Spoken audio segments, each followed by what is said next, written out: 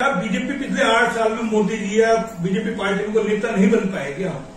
देखिए, मैं आपको पहले तो ये बताऊं कि कार्डर बेस्ड पार्टी और एक ऐसी पार्टी कांग्रेस जैसी जिसमें कार्डर नहीं होता, ये दोनों में बड़ा भारी अंतर है। कार्डर बेस्ड पार्टी ज्यादातर रेजिमेंटेड होती है,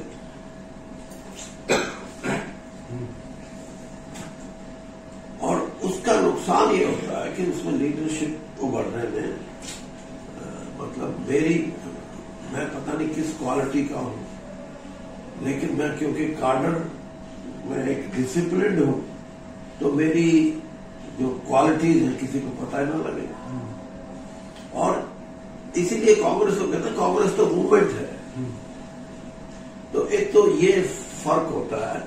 आप इसमें सिर्फ बीजेपी नहीं, आप कम्युनिस्टों को देख लो। एक ये आप पार्टी जो है, जयललिता की जो पार्टी है, ये तो 3-4 पार्टियां हैं जिसमें कार्डर सिस्टम है। इसलिए केजरीवाल है तो केजरीवाल ही है, दूसरी की बात मत सोचो। जयललिता है तो जयललिता है। तो ये फर्क है। और दूसरी पार्टियां ऐसी हैं वहां उभर जाते हैं, तो मतलब जहां कार्डर नहीं है, माफ करना, कार्डर बेस्ड पार्टी का। दूसरा ये है कि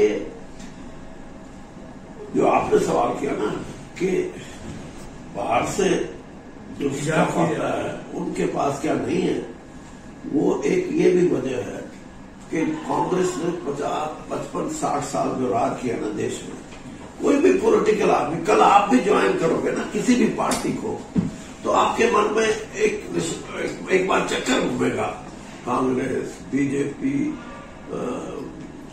ये आप, ये कम्युनिस्ट, और फिर कहीं ना कहीं आपकी सुई टिकेगी जाके कि which is the ruling party. If you have the opportunity to get into it, that would be your choice.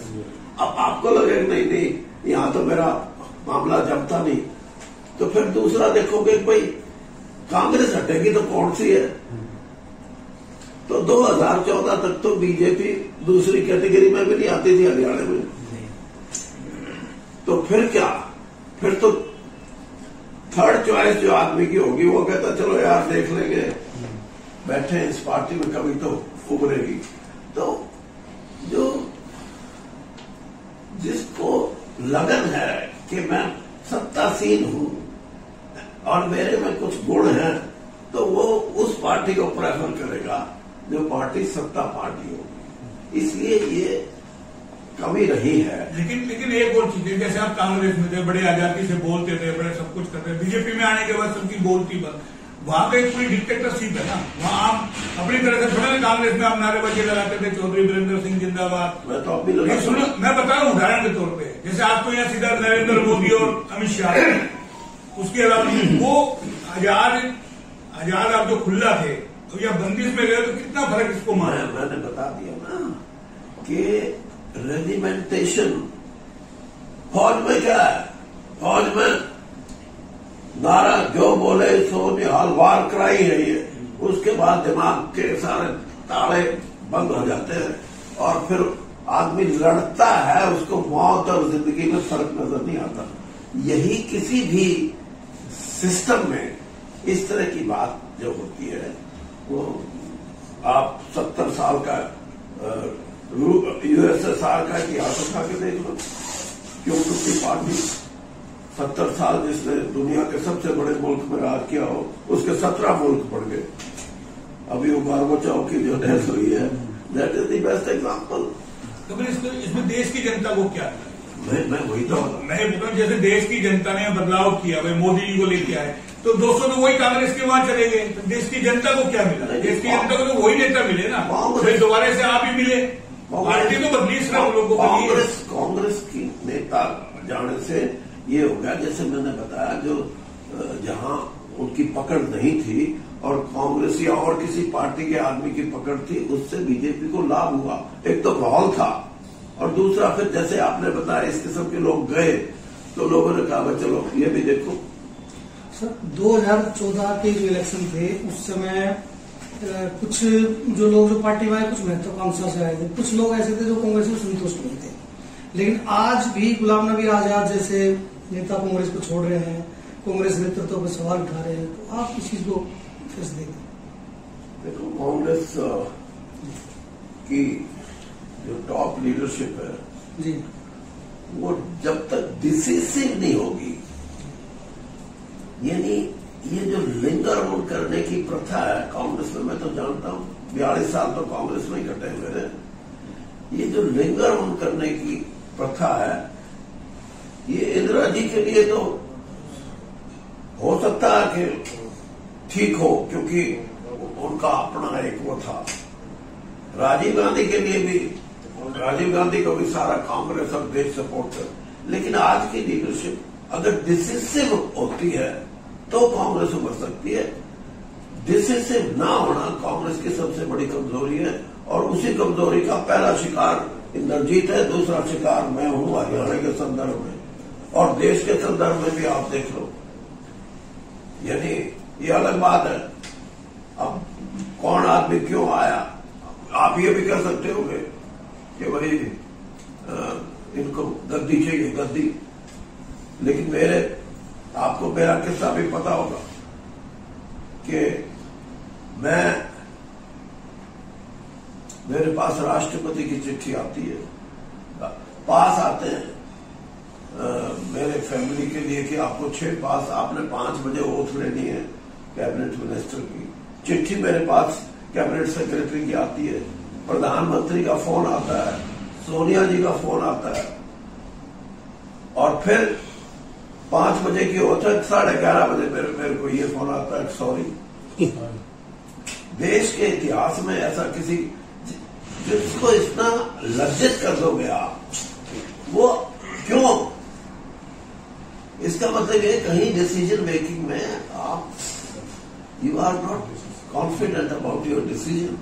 तो ये कमी आज भी कांग्रेस में, इसीलिए गुलाम नबी आजाद जैसा आदमी कभी कांग्रेस छोड़ सकता है, कभी मेरे जैसा आदमी कांग्रेस छोड़ सकता है, कभी नहीं, लेकिन हालात हैं। अब आप यानी 23 आदमी अगर चिट्ठी लिख दें, उनको आप ये कहो कि ये तो बागी है, बागी नहीं होता। कांग्रेस में जिन्होंने पूरा जीवन लगाया है वो कभी ये नहीं सोचते। और मेरे गुलाम नबी तो मेरा दोस्त है, मुझे पता है, हम इकट्ठा आए थे यूथ कांग्रेस में 1976 ऑनवर्ड्स। हमने कभी मैं तो बल्कि जब मैंने बल बढ़ाया, वही मेरी साथ तो बहुत बुरा हो गया, मैं बीजेपी में चला जाऊं। मैं एक आदमी को भी नहीं जानता ना बीजेपी के, नॉट इवन सिंगल। तो मेरे को एक आदमी बैठा ऐसे ही, कहने लगा आप, मैंने कहा यार मैं किसी को जानता ही नहीं। वो मेरा सामने बैठा कहता मैं जानता हूं, बताओ किससे मिलवाना है। कैन यू बिलीव कि मेरे जैसा आदमी जो 42 साल कांग्रेस में रह के सब कुछ रहा, 6 स्टेट का तो मैं इंचार्ज रहा, और मैं बीजेपी के सिंगल आदमी को भी ना जानूं। तो और ये मतलब बहुत से कांग्रेसियों के साथ ऐसा है, और गुलाम नबी कोई एक एक्सेप्शन नहीं है। मैं ये कहता हूं कि ये सोनिया गांधी अगर रही अध्यक्ष तो ये कांग्रेस फिर भी मतलब जैसी है उससे कुछ ना कुछ ऊपर हो सकती, नहीं चली जाएगी। दूसरा कोई विकल्प नहीं है कांग्रेस के सामने अध्यक्ष पद का। और मैं इसलिए नहीं कर रहा, मैं इसलिए कर रहा हूं कि मैं कांग्रेसी मैं जानता हूं कि आपको 3 ऐसे वाक्य दिखा दूंगा पिछले 30-35 साल में जब कांग्रेस टूटी,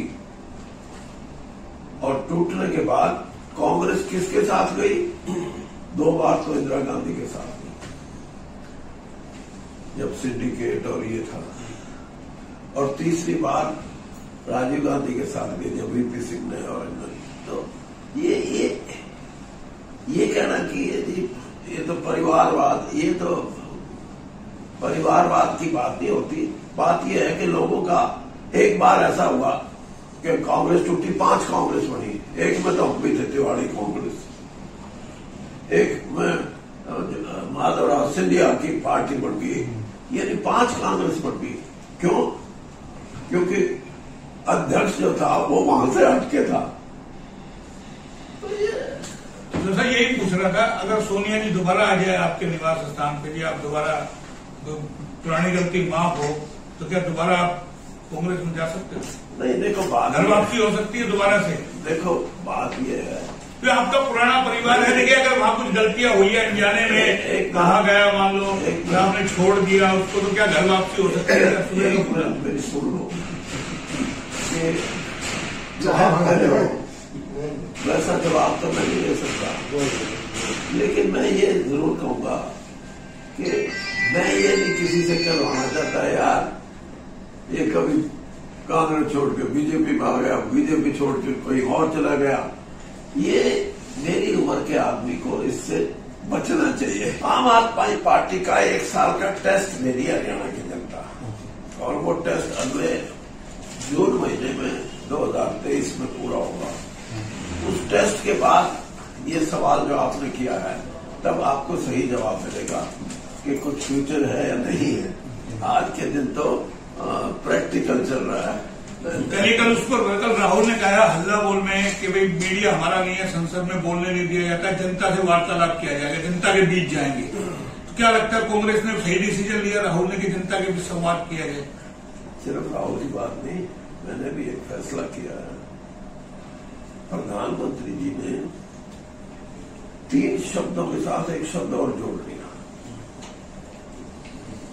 जय जवान जय किसान, जय विज्ञान और जय अनुसंधान। अनुसंधान का मतलब सिर्फ यही नहीं कि साइंस के या टेक्नोलॉजी के अनुसंधान हो। इस देश में गरीबी मिटाने के अनुसंधान होने चाहिए। इस देश के अंदर अच्छी शिक्षा और अच्छे स्वास्थ्य हमारे लोगों को, हॉलैंड जैसा देश जिसकी 3 करोड़ की भी आबादी, 2.25 भी नहीं होगी शायद, वहां एवरेज एज जो है वो 80+ है, 80 से भी शायद ज्यादा हो। तो क्यों ये जो एनवायरमेंट है, ये आजादी, सिर्फ आजादी का मतलब ये नहीं अपनी वोट डाल दो, किसी की खाट खड़ी कर दो, किसी को बना दो, प्रजातंत्र ठीक है, लेकिन आज भी हमारे को इस देश में गरीबी है, इस देश में अनएम्प्लॉयमेंट है, आज भी इस देश में डिस्पैरिटी है। यानी अखबार में मैं पढ़ता हूं, मेरे को गुस्सा आता है इस बात का कि हर 36 घंटे में इस देश में एक आदमी करोड़पति बनता है, और लिस्ट आएगी कि ये 400 आदमी बने हैं और ये 36 आदमी अरबपति बने। तो ये देश कोई इस लिहाज से देखेगा तो मैं कहता हूं वो that is not fortunate thing. इसमें वो भी देखना चाहिए जो किसानों ने किया, वो भी देखना चाहिए जो गरीब आदमी है। तो मैं जो बता रहा हूं ना आपको, मैं भी लोगों के पास जा रहा हूं और मेरी 3 मीटिंग है ना। एक तो 11 तारीख को इसमें कैथल में, जिसमें मैंने 2000 आदमी, ज्यादा नहीं 2000 आदमी बुलाए हैं, पूरी 2-3 डिस्ट्रिक्ट की। उनसे मैं पूछूंगा कि पुरानी समस्याओं का नया समाधान। समस्याएं वही हैं जो 1947 में भी थी, 2014 में भी थी, और जो उसका हल जो है उसका वो क्या है, वो एक नई सोच के साथ निकलना है, तब कुछ आमूलचूल चीजें परिवर्तित होंगी। अदरवाइज तो अब ये पीछे हुआ चुनाव, वो बीजेपी ने कहा कि हम 2000 रुपये पेंशन करेंगे, उसने वो चौटाला का लड़का क्या नाम, दुष्यंत ने कहा कि हम पता नहीं कितने 5,000 आप भूपेंद्र सिंह हुड्डा कहने लगा कि मैं 10 करूंगा। ये चीजें यानी क्यों है?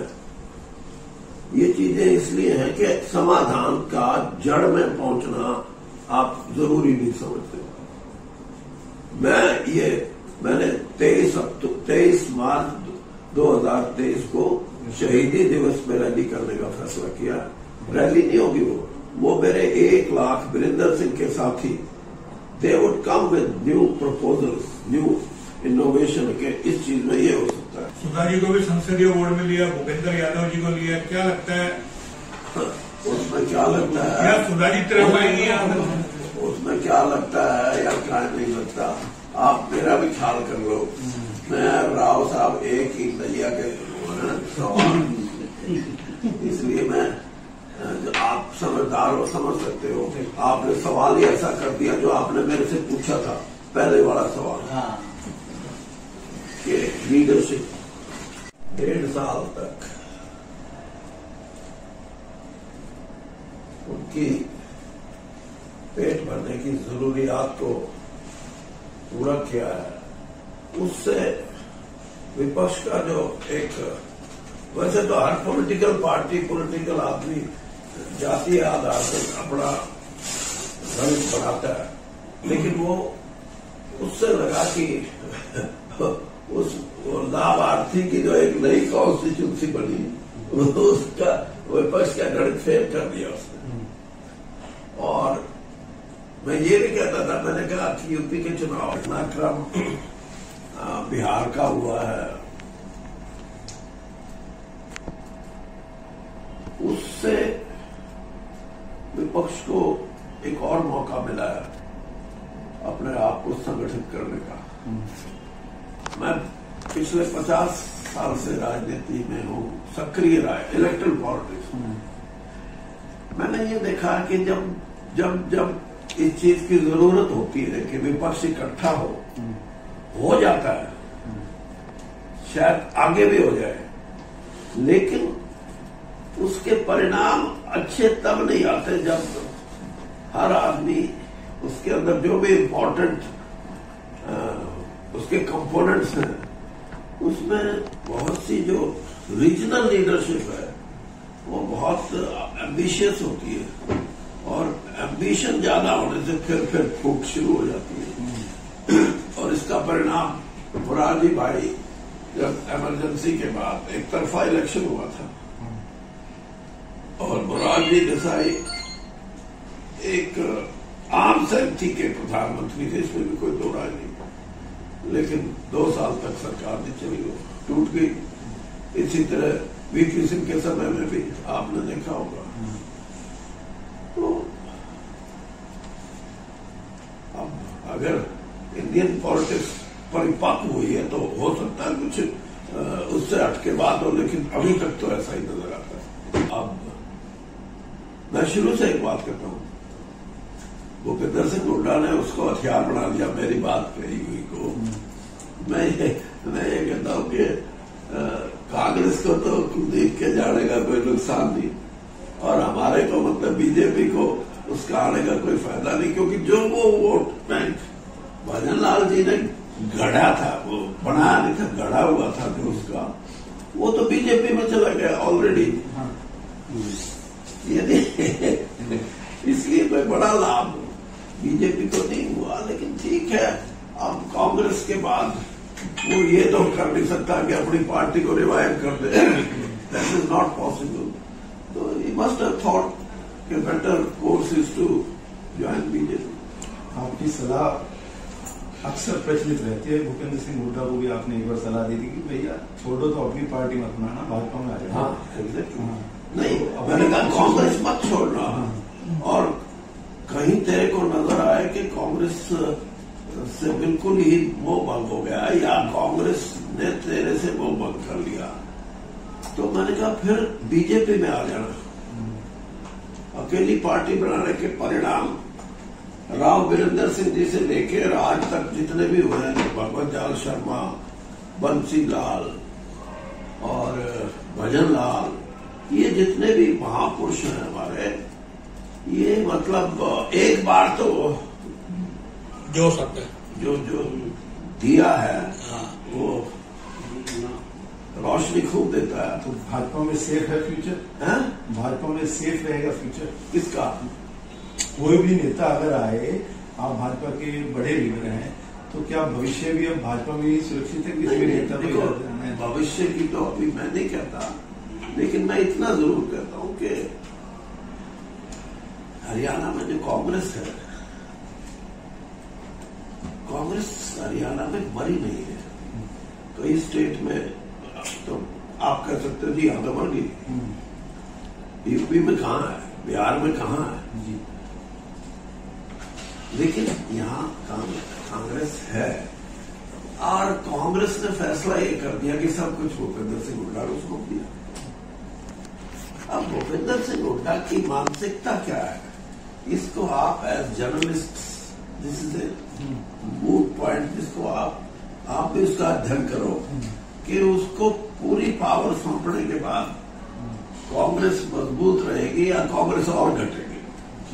तो मैं तो देता हूँ। अच्छा, देखो मैं भूपेंद्र सिंह जी को, क्योंकि वैसे तो हम दोस्त भी हैं और रिश्तेदार भी हैं, लेकिन मानसिकता जो होती है ना उसको बदलना हर आदमी इतना आसान नहीं होता। और राजनीति में जब आप when you enjoy absolute power तो फिर बड़ा दिल होना चाहिए।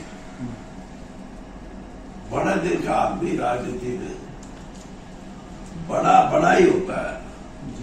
और इसीलिए जिन महापुरुषों को हम बड़ा आदमी मानते हैं पॉलिटिकल सिस्टम में, उनकी वर्किंग भी हमने देखी है। देखो अमित शाह जी ने ये भी जानते हैं इस बात को कि मेरे को ये कहा कि भाई क्योंकि बीजेपी के बारे में प्रचलित है नहीं है कि जब समय है तो फिर कुछ ही ठीक करा लो, जो भी समय की बात नहीं। उन्होंने मुझे कहा कि आप हमारे साथ जुड़ोगे तो हम आपके साथ, जैसे आपने हमारे को ट्रीट किया है, हमारे साथ आए हो आप, वैसे ही परिणाम आपको हम उससे फिरेंगे नहीं। तो मैं हरियाणा में एक मिसाल हूं। हरियाणा में आज तक जितने भी कैबिनेट मिनिस्टर हुए उनमें देवीलाल जी, राव वीरेंद्र सिंह जी, भजन लाल जी, बंसी लाल जी, ये 4 लोग हैं जो सीधे कैबिनेट मिनिस्टर बने हैं। क्यों? क्योंकि ये चीफ मिनिस्टर रहे थे। मैं अकेला ऐसा जिसने बीजेपी ने सीधा मुझे कैबिनेट मिनिस्टर बनाया। आज तक हरियाणा में कोई ऐसा आदमी नहीं मिलेगा।